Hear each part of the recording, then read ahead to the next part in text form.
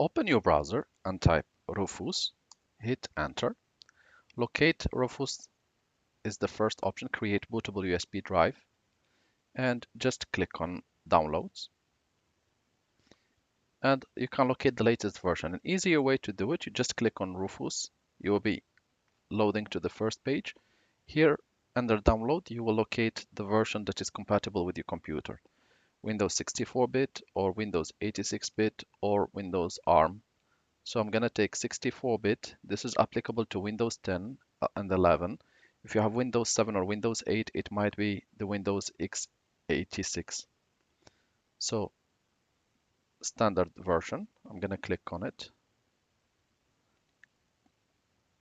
Click once downloaded. Windows will ask you if you want to allow this app to make changes to your device. Just go ahead and click yes. And here you have it ready to be used.